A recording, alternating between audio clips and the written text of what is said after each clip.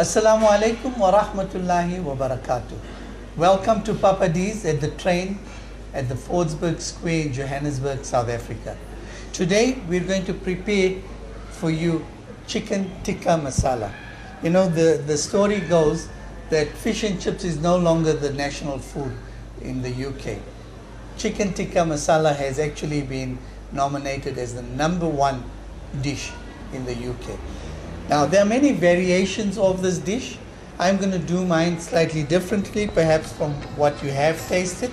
I've already got my kebabs prepared here, or my tikka prepared here. In the preparation of the tikka, I've used coarse red chilies, yogurt, some cumin powder, turmeric powder, crushed red chilies, fine red chilies, and salt. Now, most of those ingredients are going to go back into the curry itself. Now, the variation comes from person to person, where the sauce may have a different consistency. In my chicken tikka masala, I prefer using the yogurt.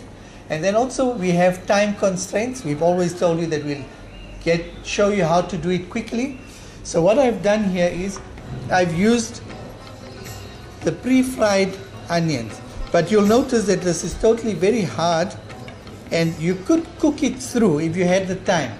But also that'll take a lot more time, and you may still be left with hard particles of the onion.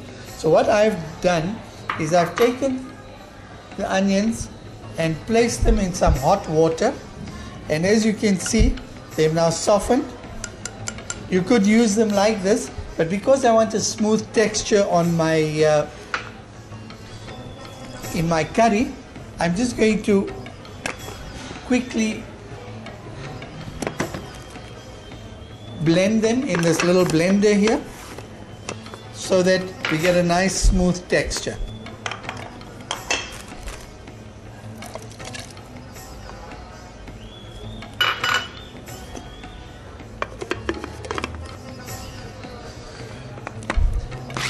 A quick grind, and that will give us our smooth onion. Now remember, if you normally went ahead and cooked it, if you didn't have this, the dried onions, you could use your normal onions. Obviously it'll just take you time to saute them and soften them. So what I've done here is I've just jumped that whole process, and that's what I've got left now. So that's my onion pureed and ready to go. All my ingredients are now ready for my curry. I'm just waiting for my tikka to be ready. You'll notice already it's almost sizzling. I've done it with butter. So while that's happening, I'm going to get my fire going quickly and prepare the puff paratha.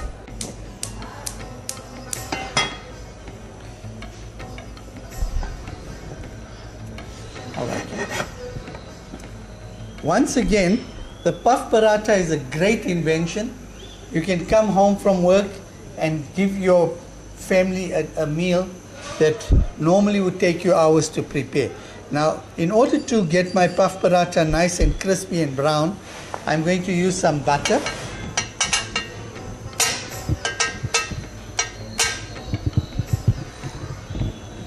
And olive oil. The olive oil balances the butter so that it doesn't burn out. So I still get that nice rich butter taste without having it to burn out and caramelize too much. There we have it. My pan is almost ready for the puff paratha. So I'm just going to go ahead and prepare the puff paratha first, and then we can go ahead with the chicken tikka masala. It's all why I'm doing this first as well is because the puff paratha is best used when it's frozen. It's the film that it is encased in comes off much easier when it's frozen. But in any case, that wasn't too bad. I'm just going to open that up, and there we go.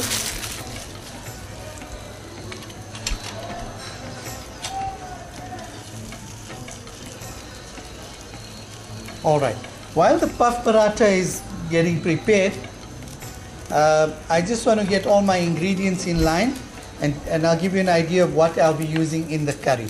The base of my curry is the onion, and again, to save time and also add flavor, I'm actually using the canned tomatoes. I prefer these. You get a lot of the Italian tomatoes, and they're not so acidic. So as far as that goes, from a health point of view, these tomatoes are actually better for you. Flip it over. You can see it's already turning nice and golden brown there. And you'll notice that the butter helps it to caramelize on the end, and you get that nice crispy golden brown. My puff paratha is almost ready. Before I flip that over again, I'm just going to remove my, I'm just going to check if my kebabs are ready. Yes, they're ready to go. Fine.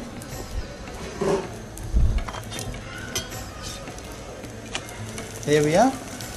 Puff paratha is also almost done.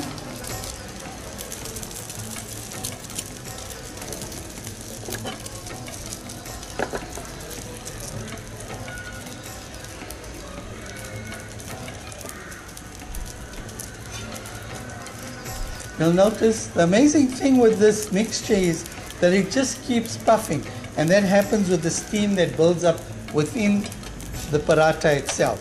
There we are. That's the way I like my paratha, nice and golden brown.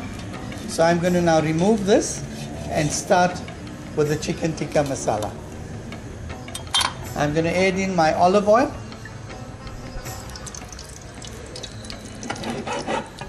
Right?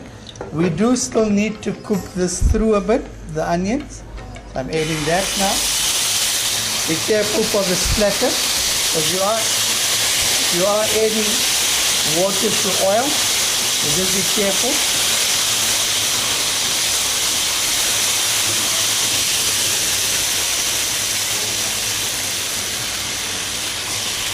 You can see how quickly the water is burnt out. It's almost ready there. I'm now going to add my tomato puree, or my tomato here. What I will do is, to get it smooth, I don't want it too smooth, so I'm using these actually chopped tomatoes. I'm going to use them just as they are. That will add a bit of roughness to the texture.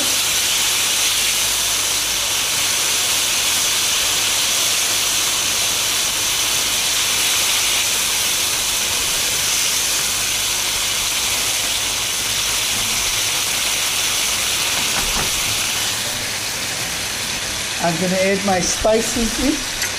Before I do that, I want some green chili in mine. So while that's happening, I'm just going to add in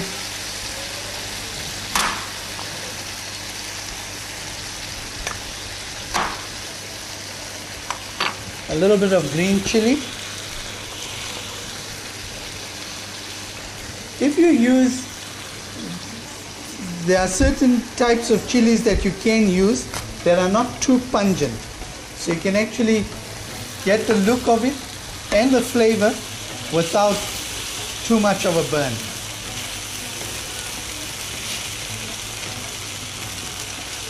I'm going to let that cook through a bit. Add just a wee bit more oil to that. Remember, we're still going to add butter and yogurt to this dish later, so I don't want it to be too watery. My water is almost burning out. So what I'm going to do now is add in my spices. Some coarse red chilies,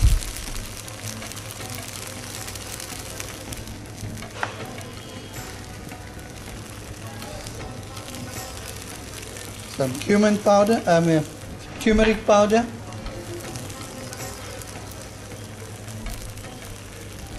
that is my zira, and now comes my salt. I'll add just a little bit of the crushed green chilies as well. I've actually put the spices in a bit later because I don't want them all to burn out.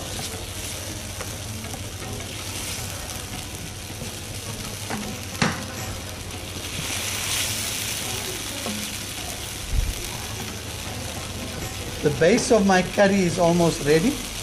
I just want to take a quick taste to see how things are going.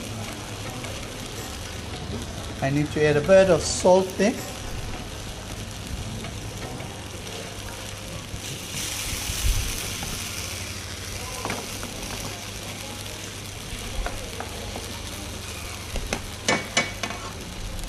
I'm now going to add in my butter. A fair helping of it because I like the flavor of butter, and I think it just enhances the flavor with the tomatoes and all the other spices.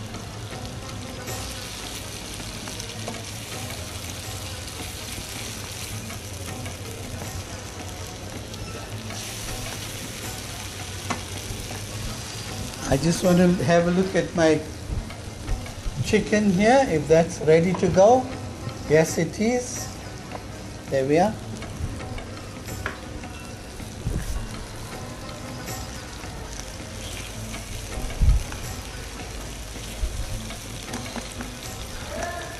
I'm now going to add in my yogurt.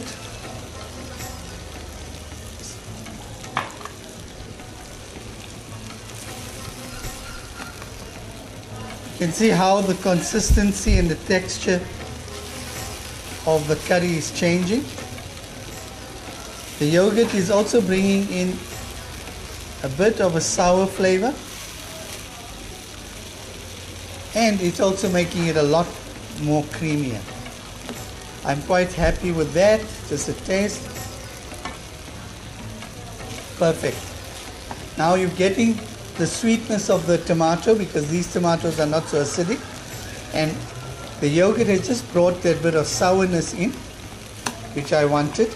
But I don't want to overcook the yogurt because I'm going to lose the flavor of the yogurt. I'm now ready to add in my chicken tikka in there.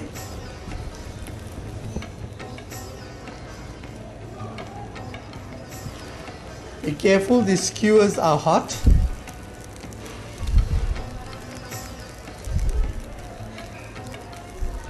Now also I've put this in quite at the end because I don't want all the masalas and the marinade that is on the chicken to burn off. So that is why I've put it in absolutely at the end so that I'm almost ready to serve and you can get the benefit of all the beautiful marinade that is now grilled onto the chicken. A bit of a toss around.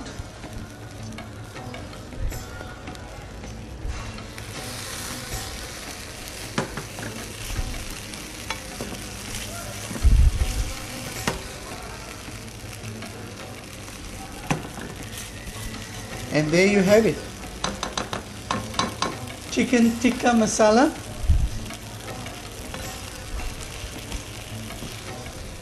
In a rich butter and yogurt gravy.